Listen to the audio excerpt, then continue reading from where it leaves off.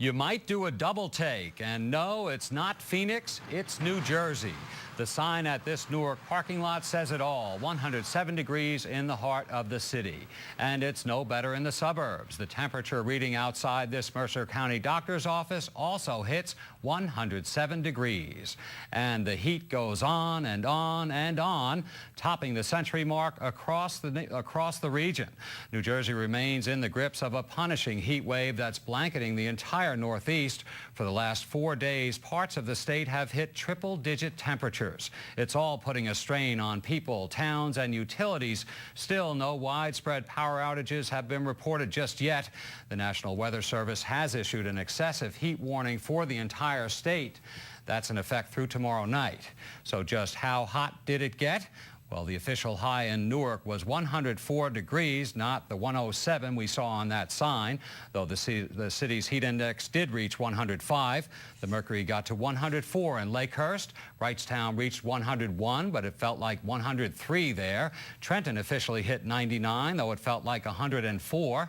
And there wasn't much relief along the shore either. Atlantic City got to 99 with a heat index of 105. Ed Rogers sweats out our story on the impact. Another day of 100-degree temperatures led Newark officials to declare a state of emergency today. The city opened several cooling sites for people who don't own air conditioning. State environmental officials have issued an unhealthy air advisory telling people with asthma and other respiratory conditions to avoid strenuous outdoor activities.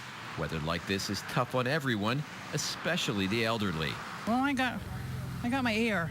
When I go inside, yeah, I can't stand out here because I take medicine and can't be out in the hot sun that long. So I know better. Yeah, I'm a diabetic. I find myself on the ground someplace. That'd be embarrassing. The National Weather Service says rainfall is 25 to 50% below normal for the last 60 days. Water suppliers say we've gone about a month now without rainfall, leaving lawns brown. Late today, the state DEP asked residents across the state to conserve water. In Monmouth County, New Jersey American Water has banned watering lawns and any outside water use and asked residents in a number of Ocean County towns to voluntarily cut back. The company says water use has risen from 25 to 40 million gallons a day. The rise has been caused in part by the annual influx of visitors to shore towns. In order for us to provide adequate quality water service for people and for fire protection, we're asking people to cut back on their outdoor usage.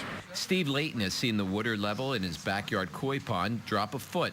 He's complying with the restrictions and not adding any water. I've been here currently 4 years, and it's definitely the worst I've ever seen it, with it dropping almost a good foot, if you will.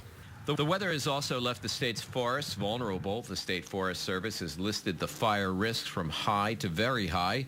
Crews have had to battle some 100 blazes in the last 3 days. Campfire restrictions are now in place. We've been building up and building up and building up to tougher and tougher fires. Everything is drying out each day, and actually in a pretty big way. The humidity's been fairly low, so the fires are becoming much more intense.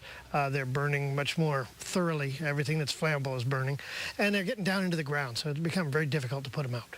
This heat wave is the latest case of extreme weather to hit New Jersey. It was just 8 months ago that a series of nor'easters dropped heavy snow on the state, and last summer was considered unusually wet.